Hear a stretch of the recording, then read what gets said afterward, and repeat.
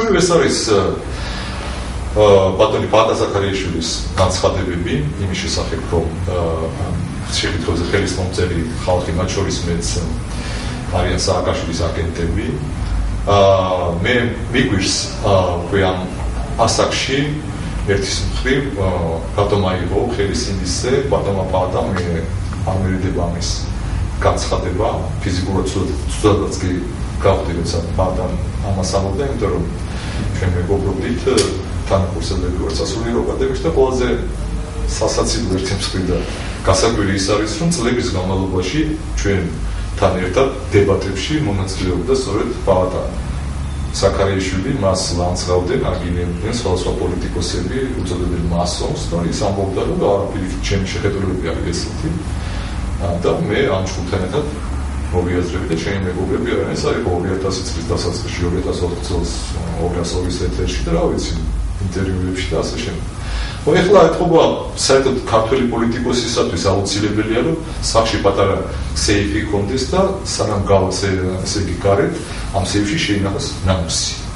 ეს არის ერთის მხრივ კატასტროფული მოვლენა და მეორე მხრივ გარკვნა ახალგაზრდა პოლიტიკოსებისა, რომლებიც მოდიან პოლიტიკაში და ხედავენ, რომ თამაშის წესები არის ასე და ადამიანმა შეიძლება დიამეტრალურად იცვალოს პოზიციები. ეხლა მინდა რამდენიმე სიტყვით შევეხო ასევე განცხადებას ბატონი პაატასი, რომ რესპუბლიკური პარტია ყოველთვის ლიბერალურ დემოკრატიულ პოზიციებზე იდგა, ეს ასე არ არის. უპირველეს ყოვლისა რესპუბლიკურმა პარტიამ ჩაიგდო თავის სასაცილო მდგომარეობაში, როდესაც დაუჭირა მხარი პატრიარქის ზიანდადებას კონსტიტუციური მონარქიის აღდგენის შესახებ. ბატონი იუსუფაშვილი გამოვიდა ტელევიზიაში. ყველა პარტიამ დაუჭირა, ბუნებრივია, მაგრამ ესეთი რამე მონარქისტი რესპუბლიკელები მარტო საქართველოში შეიძლება იყვნენ.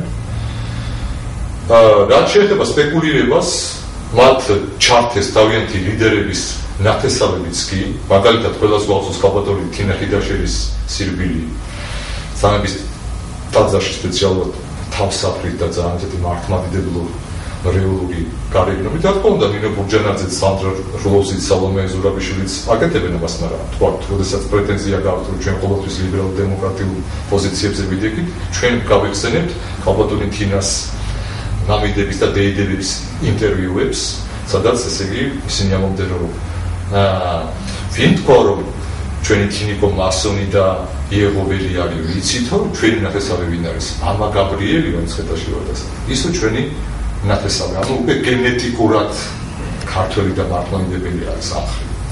ქალბატონი თინა ბუნებრივია მისი მეუღლეც უკვე ასე თოჭებია.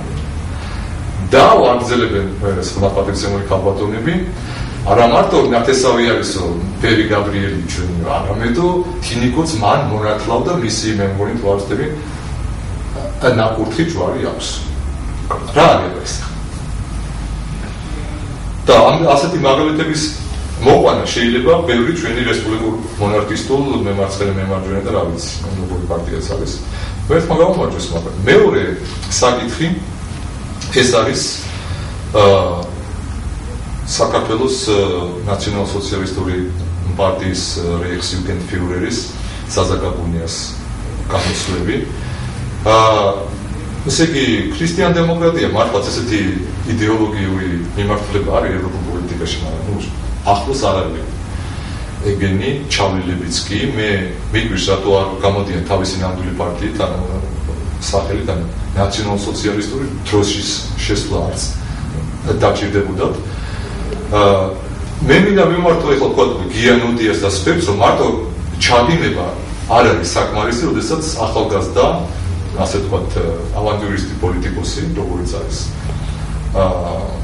ქართველი ბანტურ შირახი, ბატონი საზაგაბუნია, როცა ის აკეთებს ფაშისტურ განცხადებას და ამბობს, რომ სრულფასოვანი ადამიანი არის ის, ვისაც სულიერება აქვს და ვისაც არ აქვს სულიერება, ის არ არის სრულფასოვანი ადამიანი. ალბათ მის პარტიაში უკვე არის რასობრივი და რელიგიური სიწმინდის დეპარტამენტი, სადაც არის სპეციალური აპარატი სულიერების გასაზომი, ბუნებრივია ბატონ ზაზასხურებიდან გადმოდის სულიერება.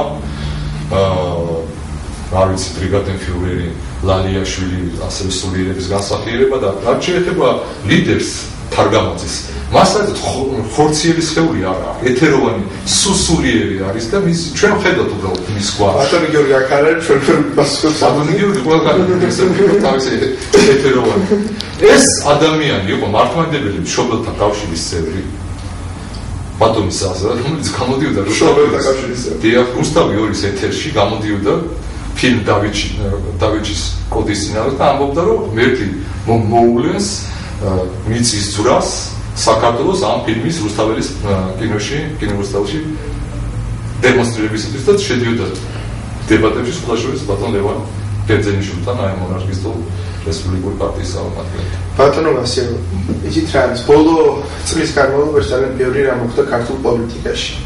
და ალბათ ბევრი დარწმუნდა რომ პატრიარქს მართლა ძალიან დიდი პოლიტიკური გავლენა აქვს. და აი გაზაფხულის ცნობილი მოვლენების დროს მან მართლაც გამოიყენა ეს პოლიტიკური გავლენა. მან გამოიყენა ეს პოლიტიკური გავლენა და შეაჩერა, თქვა შეიძლება ვფიქრობ რომ მან შეაჩერა სისხლის ხურა, რომელიც მოსაუბრებელი იყო ნამდვილად. ეს რა თქმა უნდა მეტყოლეს რომ პოლიტიკური სპექტრი არ არის მისად რაღაც დამოუკიდებელი ნაბიჯებისათვის. მაგრამ ჯერჯერობით ხომ არის მაინც დავინახეთ რომ საჭირო პატრიარქი, გავლენიანი პატრიარქი, რომელიც შეაჩერებს სისხლის ხურას ქვეყანაში. ხო, მე არც ერთ თქვენს ასე ვთქვათ, ფრაზას შეიძლება შეკითხვაში ჩამოყალიბებულს არ ვეთანხმები, ეს არის სწორედ საქართველოს უახლესი ისტორიის მითოლოგიზაციის და გაყალბების შედეგი, ასეთი აზრები რომ აქვთ ადამიანებს, ეს იქნება 9 აპრილი თუ სხვა და თვითონ ეკლესიის როლის და მნიშვნელობის აბსოლუტური მითოლოგიზირების და გაყალბებისა როგორც მთლიან საქართველოს ისტორიაში, ასევე რა თქმა უნდა უახლესი ისტორია გაყალბებულია სრულიად და აი ეს გაყალბება ხორციელდება შეგნებულად იმ ადამიანების მიერ, რომლებიც მონაწილეობდნენ უახლოეს წარსულის პროცესებში და იციან